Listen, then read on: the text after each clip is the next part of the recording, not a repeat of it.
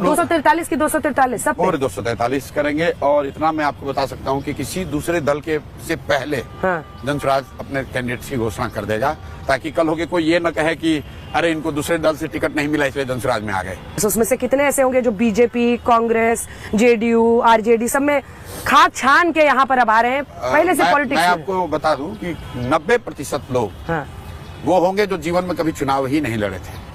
90% मतलब आप मानकर चलिए कि करीब 200 से ज्यादा लोग ऐसे होंगे जिन्होंने कभी किसी दल से चुनाव नहीं लड़ा है, और उसमें भी बहुत आयत ऐसे होंगे जो किसी दल से राजनीति भी न किए हों। आपको उस सूची में बिहार के जिलों के सबसे बड़े डॉक्टर, सबसे बड़े वकील, सबसे बड़े समाज सेवी, सबसे बड़े बिजनेसमैन, उस तरह के लोग दिखे। क्योंकि आप तो कौन सी पार्टी है जिसकी इनसाइड स्टोरी आप नहीं जानते हैं? मतलब आप बीजेपी काम कर चुके हैं, आप कांग्रेस के साथ काम कर चुके हैं, जेडीयू में तो शामिल ही हो गए। देखिए, काम किया है उस नजरिए से मैं उनके बारे में थोड़ा बहुत दूसरों के मुकाबले शायद ज्यादा जानता हूँ, लेकिन वो भी मेरे बारे में जानते हैं। बीजेपी की कौन सी वो एक चीज है जिसको आपको लग रहा है कि आप इनसाइडर होने की वजह से जानते हैं और आज आप टैकल कर रहे हैं? इनसाइडर होने की वजह से तो नहीं, लेकिन जो मैं यहाँ पब्लिकली भी कह रहा हूँ कि बिहार में राजद जो है उनके नेता भ्रष्ट हैं, उन पर भ्रष्टाचार का, अपहरण का, रंगदारी का आरोप है, और करीब ये बात जग जाहिर है।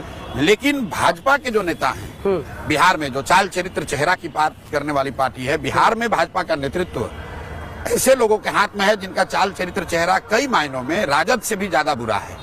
और वो चीज जो मैं अभी बता रहा हूँ और आप पिछले 1 महीने से देख रहे होंगे, उसमें भयानक यहाँ पर ट्रैक्शन भी है, और लोग ये देख रहे करे हमें तो पता ही नहीं था कि भाजपा का अध्यक्ष वो कॉलेज कब्जा करके बैठा हुआ है, सिखों के कॉलेज को कब्जा कर लिया है। भाजपा का अध्यक्ष, उस पर मर्डर का इल्जाम है, संगीन अपराध का इल्जाम है। और सिर्फ एक व्यक्ति की बात नहीं है, भाजपा के जितने भी अध्यक्ष बने हैं, जैसे तेजस्वी यादव 9th नहीं पास किए हैं, ये चर्चा खूब चली, हमने भी कहा, लेकिन लोगों को यह भी जानना चाहिए कि सम्राट चौधरी की भी हालत वही है, वो भी 7th पास ही है। उस व्यक्ति ने भी अपना डिग्री फर्जी ही लगाया है।